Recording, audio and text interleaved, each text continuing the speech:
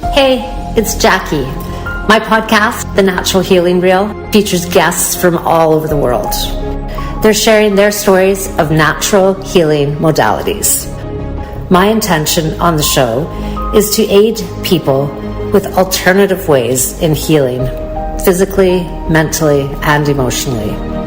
This podcast recognizes the essential role that mainstream medicine plays in our daily lives, and in no way should this be taken as medical advice. Please seek the advice of a competent medical professional for your care as you see fit, and most importantly, take care. Today, I have a couple of women that have a whole lifetime of experience and are sharing their wealth of information of the tools that they have learned to find the core root of what's going on, clear it out, and get moving with their authentic life. So welcome to the podcast, Taz and June. Thank you for joining me. Thank you. Yeah, thanks for letting us be here. Mindful Integration is the name of their business. Thank you. Radical transformation. So that really puts it together in a good sentence there. I should have just said that right off the bat. So you guys get to speak now, because otherwise I'll talk the whole time. All right. So do you have a question about you know what? I think the best thing is maybe just you guys can just explain your partnership, maybe how you met, and like a little bit of both of your journeys, so that we get the gist of what your mission and passion is. Sure. Yeah. Well, I met June probably about 3 years. It's been about 3 years, right, June? Yeah. And I came across June, and she actually facilitated me with the tools that we have to offer people now. But she facilitated me back then, and I was so impressed with the facilitation and how things just cleared out so quickly for me, and how I was able to see things that I had never seen before, right? And so I connected with her on that level, and from the beginning, June's like, you know what? I don't consider you my client. I consider you my what? How did you put it, June?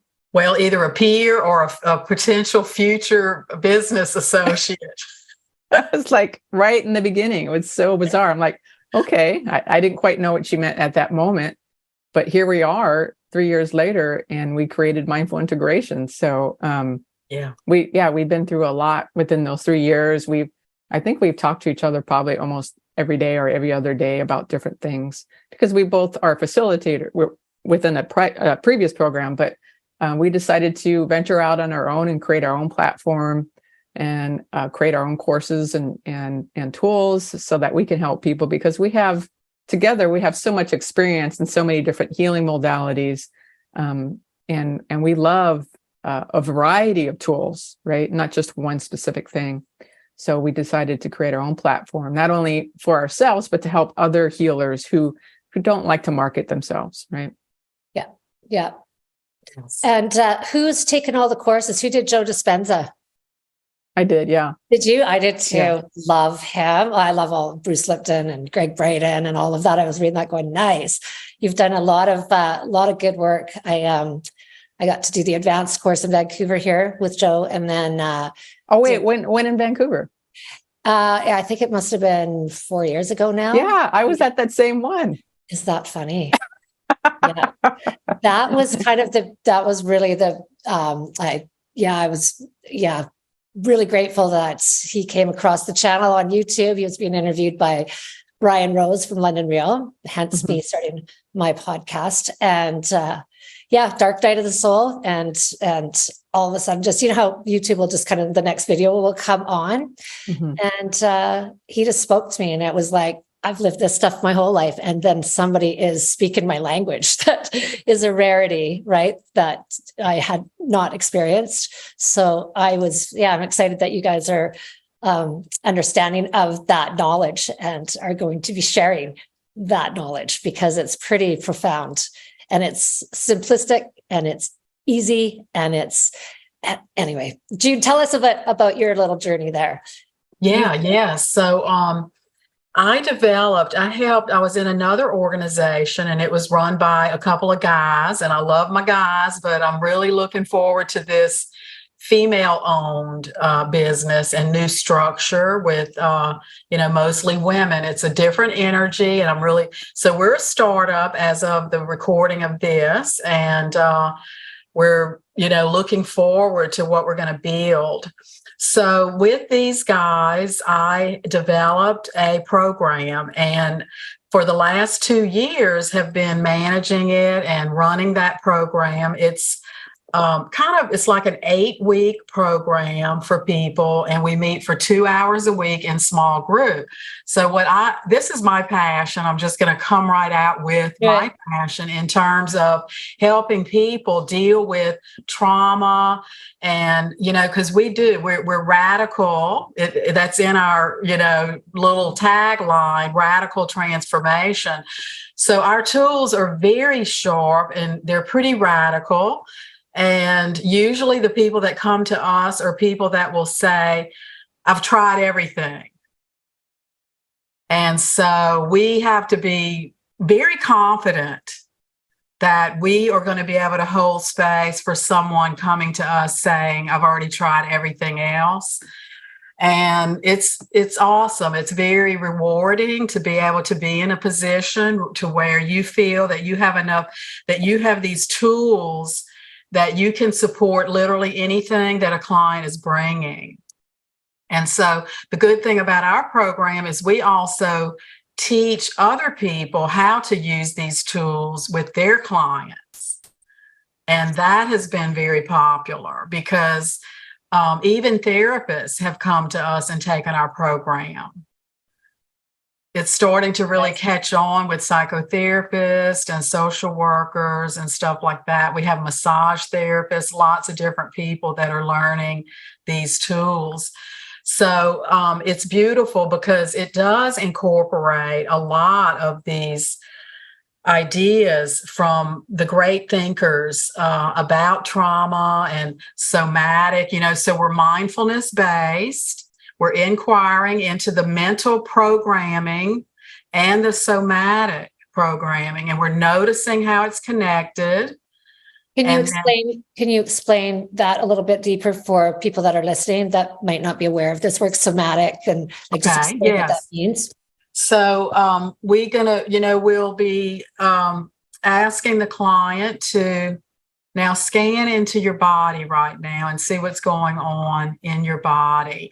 And it's interesting how many people come to us who have had years and years of therapy. I have a client I've been meeting with, years and years of therapy, and yet it's just operating from here up and has never really had to go into the body. Like her therapist doesn't say what's going on with your body or anything like that. I'm not saying that all therapists are like that, but I'm just saying basically therapy is going into your mental memories, telling the story over and over and over again.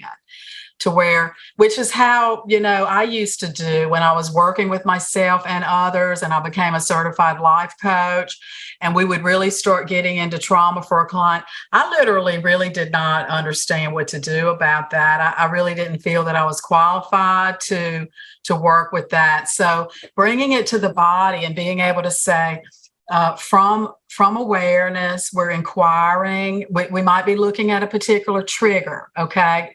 Because let's be right in the moment. Like a good way to start, for example, would be, so we're going to rest in awareness for a while. We might kind of guide the client, and we might say, okay, why don't you say this and let's see what the reaction is. And so a good example would be, everything is perfect just the way it is.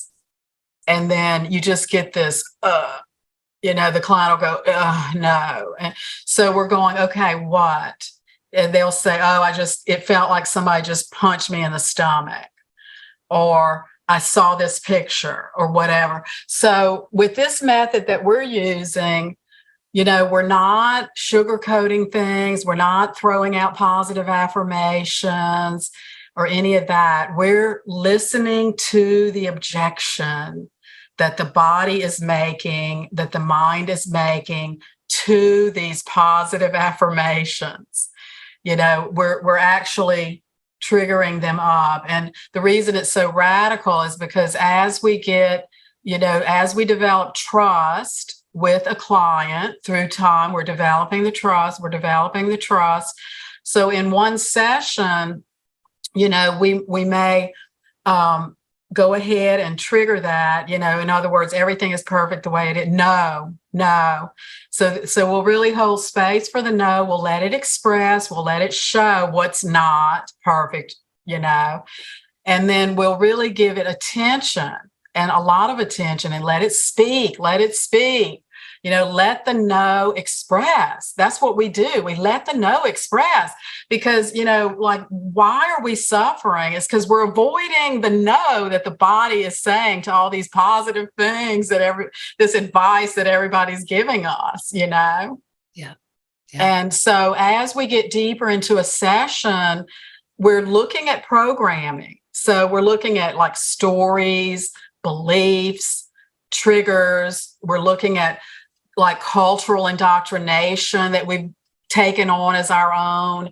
We're looking at parts, a little bit of parts work, shadow work. We're looking at like a command that the body might have that's just arising as a reaction to this positive affirmation.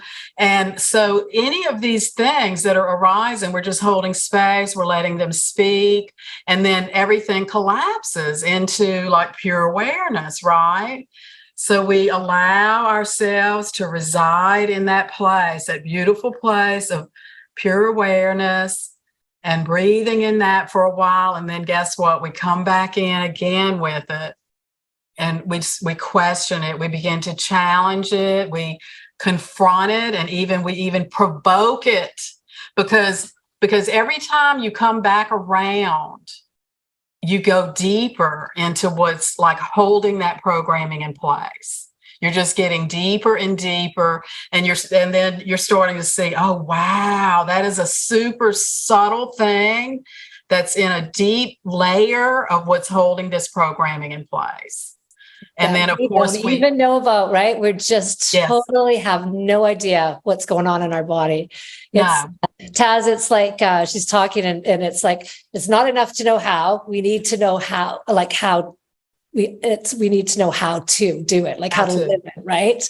Dr. Joe says that all the time, and he has a little statement, and I just mess it up. But it's like, we're not living it. I've known this work my whole life, and exactly what you're saying, I know it.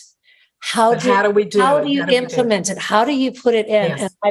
And that's been my journey for these last bunch of years, is I know all this stuff. How am I here? How am I like face planted this far deep, right? And then what you just said, I believe that we go deeper and deeper. Well, if we don't have somebody to help us, like yourselves, we can't see ourselves, right? We just can't. We can see what everybody else is doing. We think everybody else has got their problems, right? We really have no idea until you start to have this awareness that we're all the same. Whatever's triggering me about you, I've buried, really, is what's going on, right? But if we don't get it, if we don't use that and get it out, then we have to go back down again, and we continue to face plant until we're going to clean it up. So I don't see this as an option. Like, it's not a choice. It's like, you're going to have a great life, or you're going to have a really, trauma-filled life. Yeah, or you'll die young because you're repressing, the impulse to avoid emotions that might be difficult, as grief. I know that it seems like you're really tuned into loss and grief, and how much that affects, how traumatic that can be. I'm very, very, I think understanding grief is one of the most important things a human being can do. Understanding the whole process of grief. And so, like, I had a client say a week or two ago, we were getting into some grief, and he literally, his programming said, I don't understand why anybody would want to allow grief. So it's like, yeah, let's just be with that. That's what's happening. The body and the programming is avoiding grief because it thinks it needs to be avoided. And so what we did was we were towards the end of the session. And I was like, do you have extra time? And he said, yeah. And I said, I'm going to do some self-inquiry because I had some stuff coming up. I'm going through a change, and I'm going through some of a grief process, which is natural when you make a big change. And so I said, I'm gonna go ahead and do a self session. And I got into the grief, and I allowed the grief, and he was just right there.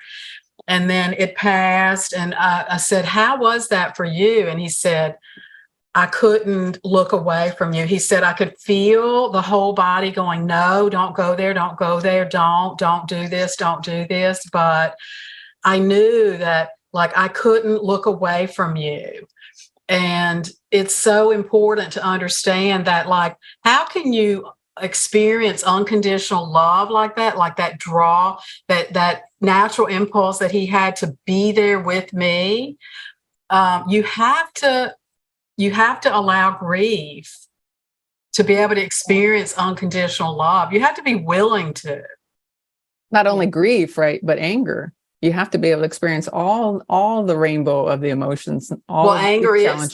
Anger is a part of grief. Part of grief, right? Exactly. Sadness, anger, denial, all of that. More than that, you need to have support going through that. I didn't have proper support going through a pile up of family deaths, and it was more than that. Like there was just, if you could add another thing, huge thing, it was happening, and I didn't have the proper support. I had family that was saying, "Oh, she's not over it yet." 6 months in, it's finding people who, because we don't know how to grieve unless we're looking into it. Our society doesn't teach us any of this stuff. And so we don't even know how to do, or really what this is all made up of. We don't even know how we connect in the universe, right? I just found out there was, other life forms and aliens and verification of that, like probably just after I did the Joe Dispenza course. All those people were in tune and open and aware and were sharing with me, oh yeah, there's, the Pleiadians and the Arcturians. And I'm like, what? Right. And now here we got Dr. Greer on national TV at the Senate, disclosing from the top brass of, the government, right? That going in, and it's incredible what's happening in our world right now. And all of these people that have no education in this area are not going to be doing very well, because things are going to start being different really fast here with the AI. The Web3 is going to move things in a whole new direction. The crypto's coming in, like the coins, like USD, they're like a whole money shift is coming in, and nobody is prepared. So, oh my goodness, you women are going to be busy, because seriously, right? We're already busy. I mean, look at what happened with the COVID. I mean, people are still other people. Yeah, people are still traumatized from that. Mm-hmm. Absolutely. Well, and we didn't know when COVID came around, we didn't know how was it going to work in this format over Zoom, and wow, amazing. In fact, I almost feel like people are more comfortable on Zoom because they're in their own space. Safe space. They're in their own safe space rather than in a therapist's office. Yeah. Right. And then I do breathwork sessions as a group on Zoom. Yeah. And people are at home, they're in their own bed or on their yoga mat or wherever they're at, and they just feel really comfortable, and they all could be muted and scream and cry and shout and do whatever they need to do, and instead of hearing it all in one area, right? So Taz, talk about that, the breath work. I mean, here's another thing we know nothing about, right? We have to breathe every day. These techniques in breathing, like, anyway, you got to talk about how simple and how amazing these tools are in breath work. Yeah. I host a breathwork session every month through Mindful Integration, and I just keep getting these amazing testimonials from people about how they are seeing their deceased father on the other side through the breathwork. How they had this spiritual experience where they just felt bliss and oneness with everything, or how they have just cried. They had this picture of themselves as a baby, and they just had this primordial cry come out, like they were just grieving from that baby. What's happening? What's happening to create those kind of experiences, do you think? What's happening? Just breathing. Just breathing. So when we do this, when we do this connected conscious breathing, what happens is you get out of the analytical mind. You get out of that mind that just wants to like avoid and escape and not go there. And you get into the body. You get into the unconscious places of the body. And the breath has its own wisdom, right? We're not getting this from ayahuasca, something outside of us, right? We don't have to puke in a bucket out in the jungle. We could just be at home in our bed and get these amazing, just like spiritual experiences from our own breath. And I only do the breath work for about 30 minutes. So it's not even a long process. I know some breath work is 2 to 3 hours, right? Okay. And people get these amazing like insights that come to them, or realizations. And I don't know if I could do breath work for 3 hours, but never people do. People do. I mean, I'm breathing every day, all day. So there's that, right? But there's even like tools, like small tools, like of how you can, what's his name? Dr. Andrew, he's on, can't think of his last name right now, but just if you Andrew Huberman, right? Thank you, Huberman. Mm-hmm. Yes. Yeah. And you breathe out for 2, and you blow your belly out, or you blow that way, and then you out. And he's saying it really, does it alkaline the body? It releases, it resets all of the body when you're. Well, there's lots of ways lots of different types of techniques, but there's a lot of those techniques where you can help calm down your nervous system, which is really helpful. Really right? Quickly. Like if you find yourself going like, which I think a lot of us do, like there's these amazing tools like that where you can just save yourself really quickly if you understand and know what's going on.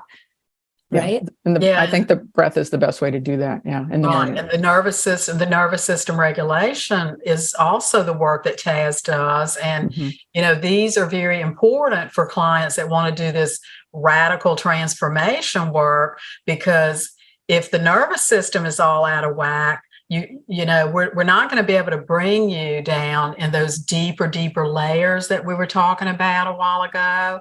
So, the nervous system regulation is great. And I want you to say a little bit about that, Taz. And also I wanted to say about the breath work, to keep in mind that these breathing techniques are 4,000, 5,000 years old. These originated in India. And these have been carried out, all of these years. So it's nothing new. I know. That's the whole thing. None of this is anything new. It's just for some reason, our society painted up a box that everybody's been trying to get their big fat toe in, and nobody's toe seems to fit properly. But, it's such a sad thing. And I've got teenagers right now, and I've got one that can't, she struggles because the judgment, and she doesn't fit in that box.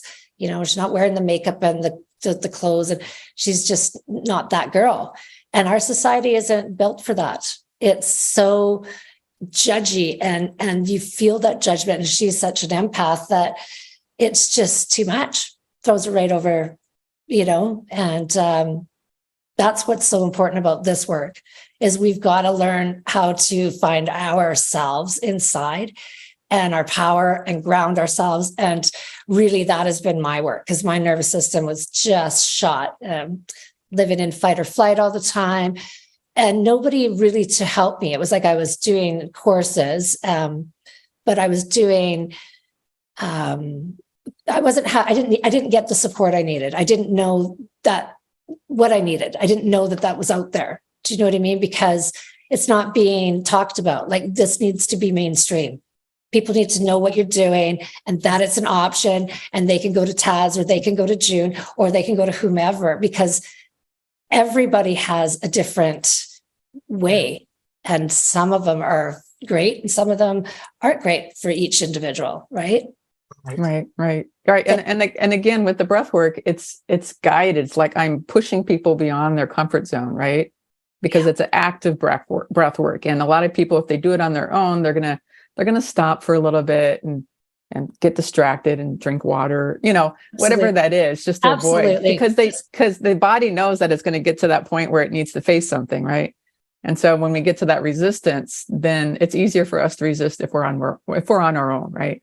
But if we're guided and we're continually being pushed beyond that limit, just like also with our one-on-one sessions with our mapping system, we're guiding people to that unconscious programming, right? To help them, work through that.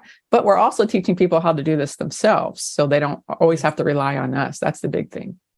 It is a big thing. It is a big thing. We're big on that. We're big on, we're not trying to get clients to become dependent upon us. I had a therapist off and on for 15 years, and it was great, and it really did help me. But I learned, but she wasn't like teaching me methods and teaching me a system and specific tools that I could use. And that's what I love about what we're doing, because these are tools, and you're going to learn these tools, and the people that complete the program are now able to use the tools on their own, and help each other too with the tools. Yeah, I think that the support system and having somebody, like you're saying, it's everything. It is. I mean, years ago, somebody said they had a coach or whatever, you kind of were like, oh, okay, whatever. But now with the understanding of what that is and what that's bringing, Yes.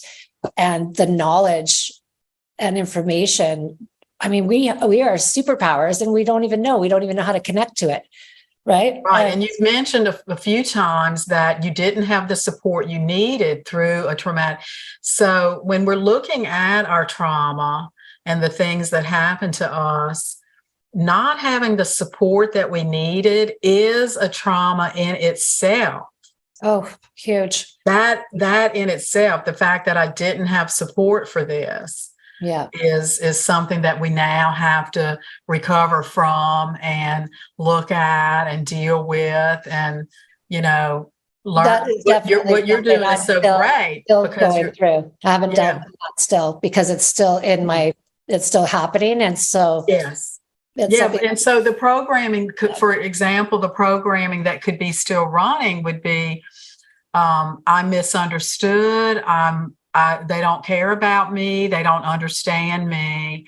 They're not going to be there for me. That programming just is in place. Yeah. And even though we might have friends and other people that are there, our programming could be so set from when we did go through a trauma and there was no one with us, that it just sets in, and it's running in the body without us almost really knowing it's running. I didn't realize that I have lived in fight or flight pretty much my whole life. Mm-hmm. Like it's just, and so your nervous system, and then I had a massive concussion that I didn't treat because I've got the whole eye roll, like it's no big deal type thing. And it's funny because that Andrew Huberman, he explains that the eyes are part of the nervous system. And as soon as you look at anything, they dilate, and light and all of that, like everything coming in is still affected, but that's probably the trauma that I haven't still released, right? Another question. I went back and found like the key things for myself was as a baby. And so that has kind of gone through my life and accumulated as I've continued through, right? What are your thoughts on that? Do you believe that's most of it's coming from our childhood, like when we're younger? I'd like to share a story about something that happened with a client. So he came to me and he was having issues with his current career. And as we looked at it, it seemed like procrastination issues. And I was listening, because that's what we do. We do a lot of active listening, and we help the client really identify what the programming is actually saying, something very simple. So I said, it sounds like I need to wait. And he was like, yeah, I need to wait. Yeah, that is it. It's, I need to wait. And I'm like, okay. So we were doing the method. He was relaxed. He was breathing, and we were following our method. He was sitting with, I need to wait. I need to wait.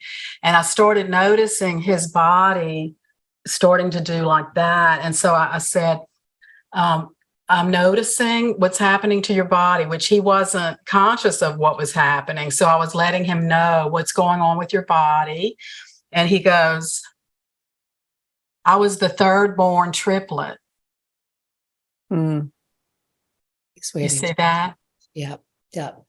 So the body took on, I need to wait in utero.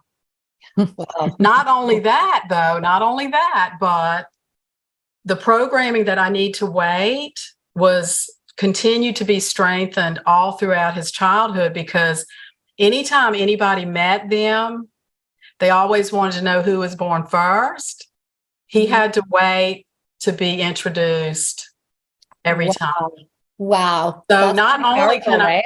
not only can our programming not only does it originate in childhood or even in utero and potentially in past lives, I'm not going to discount that, but also it can tend to be strengthened through what's happening in the life after that. So, yeah. Totally. I feel like I'm cleaning up a generational, like I'm closing a whole generational cycle. I know that I am. Definitely. I think that's why it's been so over the top, ridiculous, intense. Like it's, but our thoughts, I have the biggest thing for me that I'm working on is I can't tell the story. I can't tell any of it. I can't look at it anymore because I'm keeping it in my present moment. Anytime I think about it, look at it, talk about it, right? Unless I'm talking about it from a different place of totally emotional detachment. And some of it I can do that now, but there's obviously still some big stuff in there for me that I'm working on clearing. But it's like it's a treasure hunt. Really, sometimes you feel like there's stuff in there, but you don't know where it is or where you're holding it or even what it is. And the mindfulness part of this is inquiring from awareness. So the detachment thing is more like witness consciousness, so that we can eventually begin to be with these programmings, and we can go to the origin of the programming, and we can be residing in witness consciousness while being with that part of me where the programming, or we can do it all at the same time. You see, that's the thing. We don't have to detach. Yeah. We can do it all at the same time. There's enough space, there's enough awareness to be with it and be witnessing it. And then, of course, it leads to, we could say, let's say with him, I need to wait. We're going to go to the origin. This is in utero.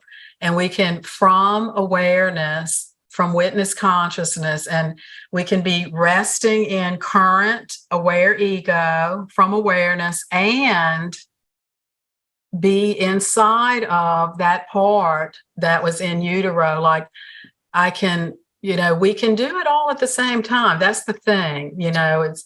How do you know that you've cleared it? Like, what is the kind of final step so you feel like, it's taken care of, that I've cleared that? Like how? Well, it needs to be cleared can be a programming as well. Interesting. Always doing the work, right? Working. In other words, the idea that it needs to be cleared can also lead to frustration. If I get triggered and I see, oh, that's that thing again, then I might feel guilt or shame that it's not cleared. So, that's a big one for, I think, all women, isn't it? The guilt and the shame that's running on. If it's not cleared. Yeah. I mean, that can be a part of this path, the idea of how it's supposed to look if I do all this work. It's supposed to look a certain way. It's supposed to feel cleared or be cleared. I feel like the fruits of the practice are definitely more freedom, less triggering. And even when a trigger has happened, the being able to come back into freedom by kind of just going in, being with it. It's just quicker. It's quicker. It's a practice that just leads to a sense of freedom that's happening. And the story, there doesn't have to be a story about this needs to be cleared once and for all, Mm-hmm. Yeah. And you get to a point, for me, after doing this work, I got to a point where I'm okay if I get frustrated now. I'm okay if I get angry. I'm okay if I'm sad or I'm just feeling really depressed. I'm okay with all of that, right? Yes. Because How about this? Yeah. Yeah. How about this? You said that about the shame. How about this? I want to feel this shame. Yeah. How about that, right? How about this question? So they say that whatever we're thinking about, we're getting, right? We become what we're thinking about. So when we're becoming our feelings and we're going in and doing that, is that not sending out energetically to the universe that, that we're attracting back more of that? Well, there's a story behind that shame is not okay, or it is to be avoided. True. Right. At all costs. So, if shame is arising, if there's embarrassment, let's say I was raped when I was 15. And so just going into that, and remembering the shame I had because there was no one there in my life for 15 years I never told anybody for 15 years. So shame is a normal human reaction to this. So if I'm constantly trying to avoid it because I'm trying to be a higher, more spiritual person, that's bypassing. You know what? If my body needs to feel some shame right now, I will be allowing it. And therefore, if my client needs to process some shame that they've never got to process because nobody was there for them, we're going to do it. It's liberating to feel all your emotions, right? It's liberating. Yes. Yeah. Yes. Right. So I think that that's huge, right? Because if we're thinking that if we're going back into that space, that then we're generating more of it, then there's more resistance and fear to going back into that space, or to actually, when you're feeling those feelings, to actually be okay with feeling those feelings. I think we're I'll speak for myself. I don't want to be there. I don't want to cry every day anymore. I want to have my life back. I want to go back to, what I know is my connection or what. And sometimes with all of that brain trauma that happened, it was very hard to find that because my vibration and thoughts were of lower. Yeah. I understand. I'm not going to support someone kind of romanticizing depression or romanticizing shame. That can happen. We can get stuck. Yeah.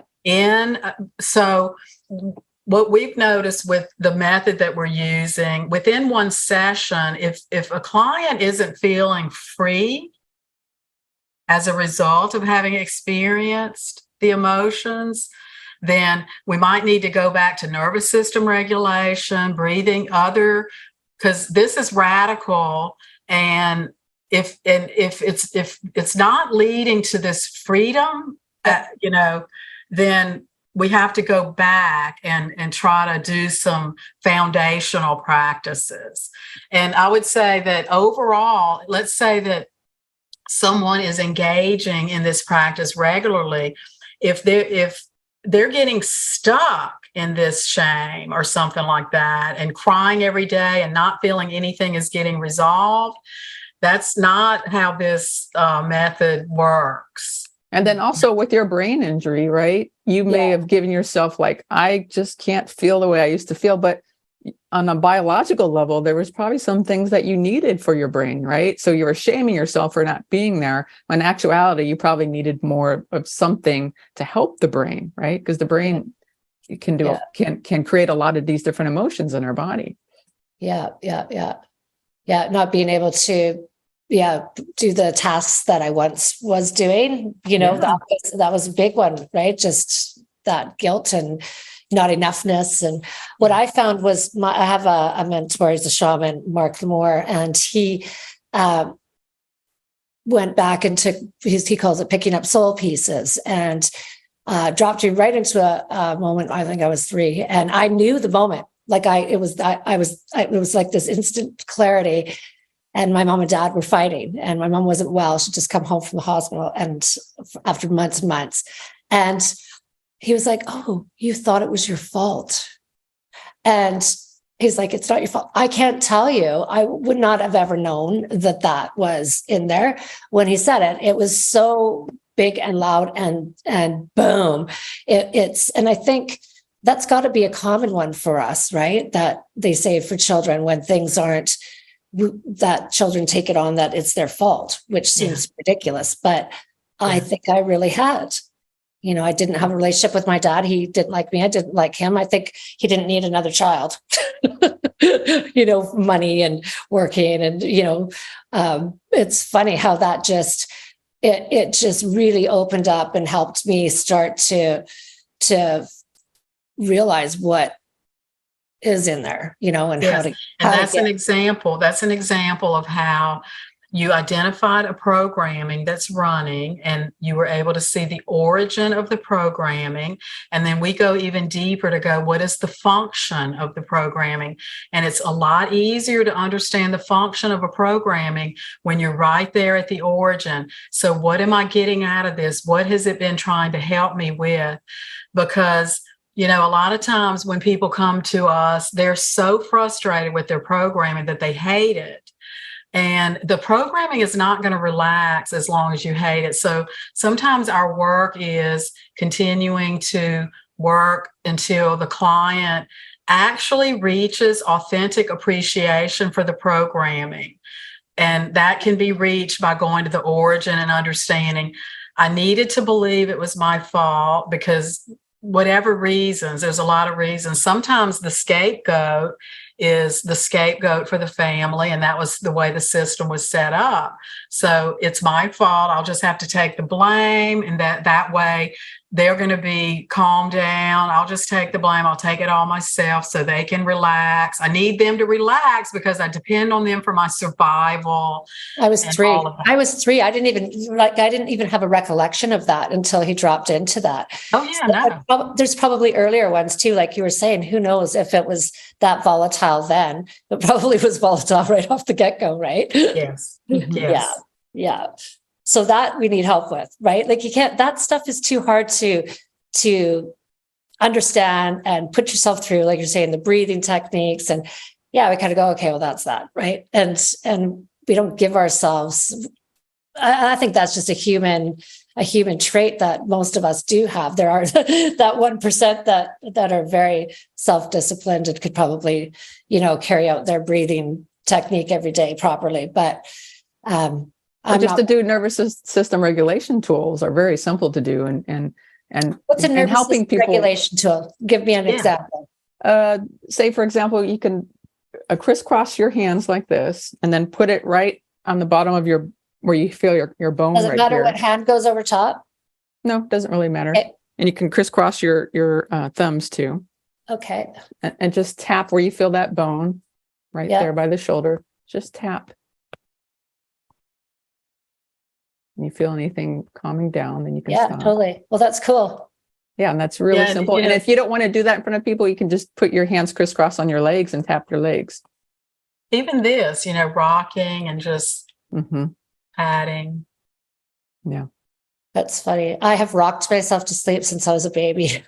Yeah, that's the way very hard at not rocking. But I think actually they say that when you're, I did a whole healing process at the Averio Institute, and it was like an all day incredible thing, rejuvenating all the nerves and getting everything working again, and my brain back functioning, and pretty incredible place.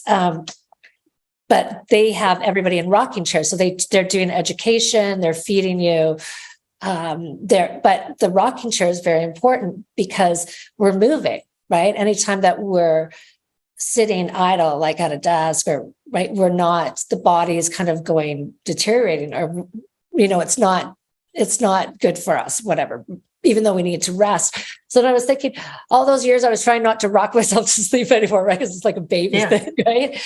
And it was actually calming my nervous system, probably from being in fight or flight.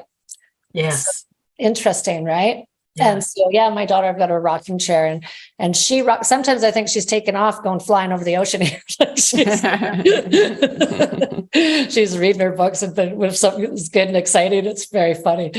Anyway, so that motion, that when you said to rock, it's like I had to just share that because it's super important, apparently.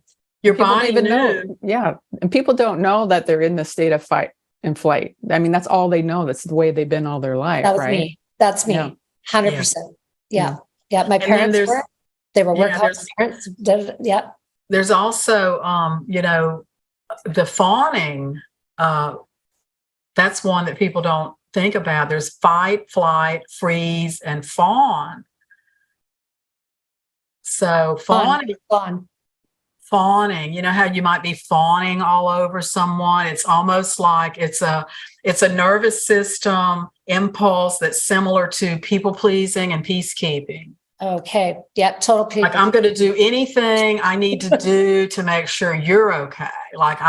So somebody that's stuck in a nervous system place of fawning more than the other ones might just completely create a life where the programming, when we look at it, we see they're more important than me is the main programming. They're more important than me.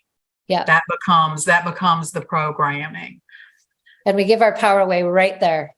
Yes. And it's for survival, it's for survival. But we're unconscious of it. We're unaware of what the consequences are. Like, even what we're doing, we're feeling a certain way, but we can't see ourselves again.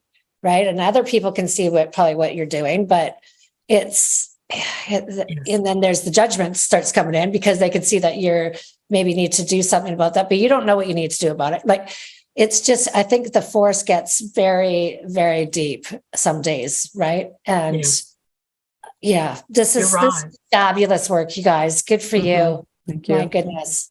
That's why it's so complex, our system, our body, and everything. That's why we have a variety of tools that we provide the people that come into our community. And the interesting thing about our tools is they're very comprehensive and clear and simple, and they allow for the infinite number of potential things that could come up. Like, it's interesting that you can actually sit there with these tools and facilitate anybody, no matter what it is, because we're just allowing it. We're holding space. We're listening. We're letting it express. It's revealing itself, just like what you said. This is the type of stuff that reveals itself. Oh, that's the programming. That's when it originated. This is what it was trying to help with. There's some gratefulness towards it that happens, and then it collapses. And eventually, that's how you know it's complete, June. Yes, it collapses. You're with it long enough and giving it. And are you wanting to give kind of that just an awareness or love, or just okay? Yeah, just awareness. We do a lot of the inner child work, the vulnerable self work. So, for example, I'll go back to let's say that I'm triggered and I realize I need to escape. I'm not safe. Oh, that was from when I was 15 years old. I can stop for a moment and let me go to the 16-year-old. Do you need anything right now?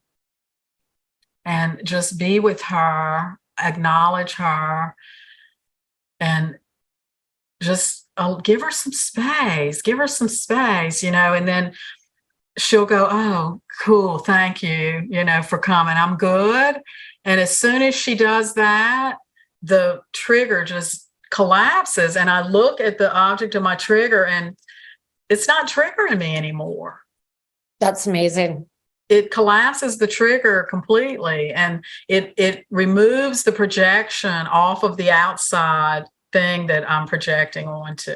Yeah, just imagine the triggers as just being different parts of ourselves that we never really listened to or heard or felt.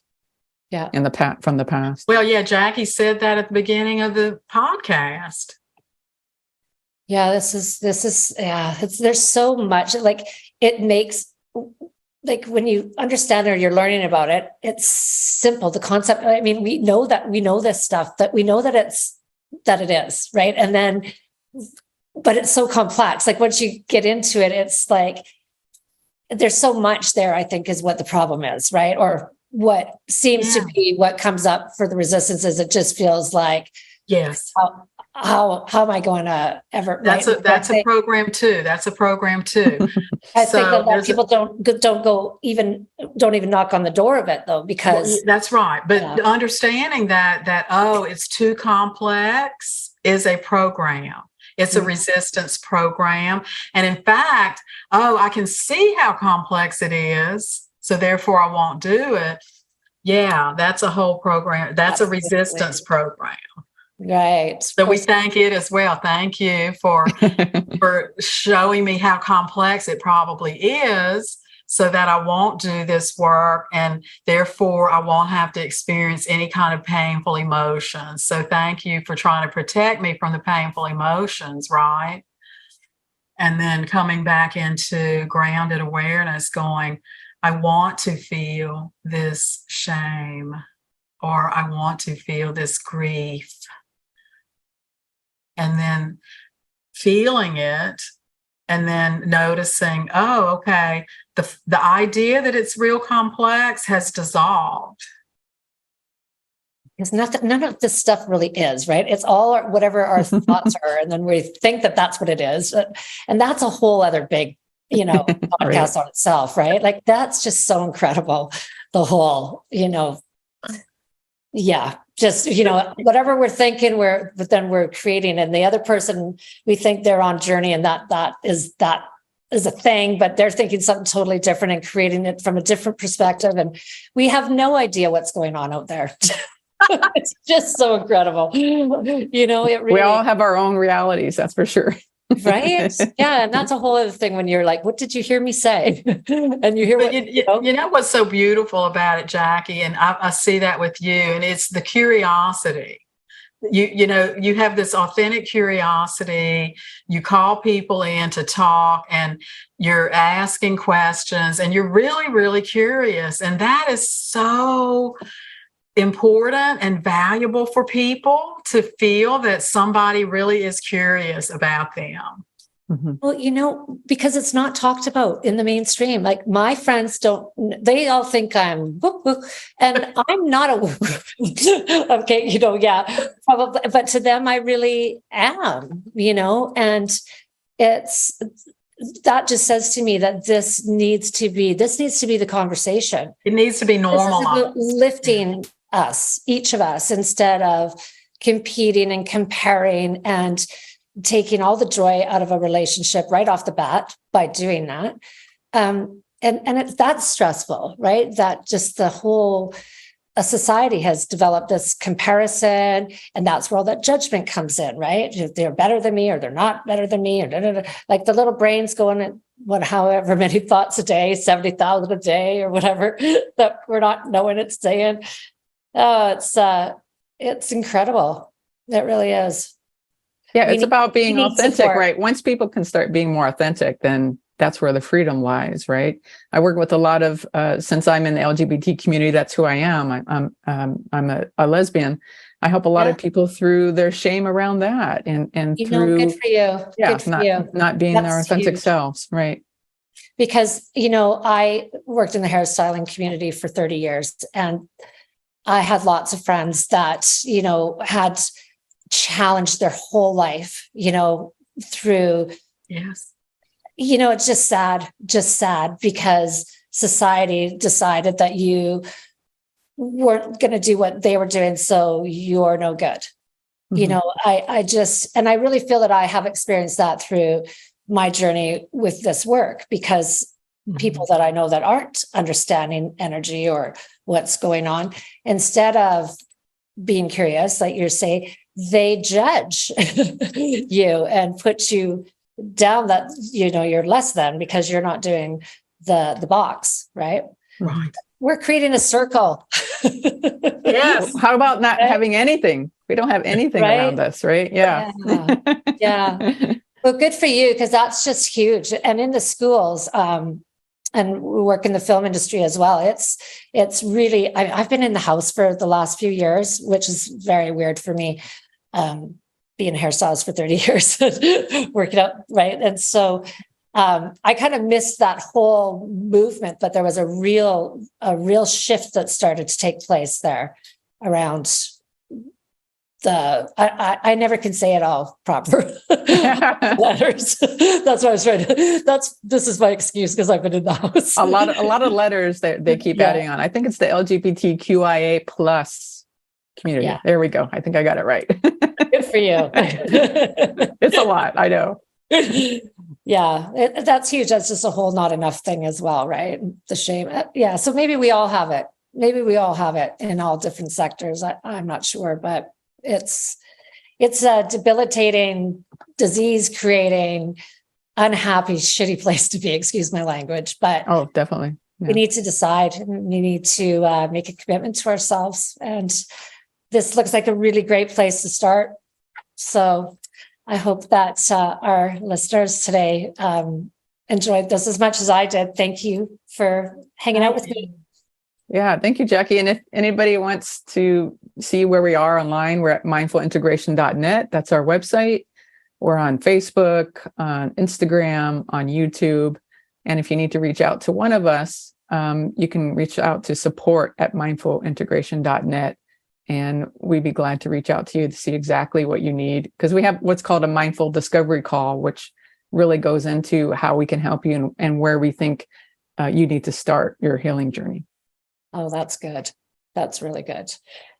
Yeah, with the podcast, there'll be a write-up, and that information will be posted if you make sure that you put it on to the guy that does it for me, Denton, my superhero. Okay, thanks, guys. So have a great rest of your day. And you too. Let me know if things are twisted and turning and you've got some more to share. I'd love to chat again. All right. Thank you so much, Jackie. We love talking with you.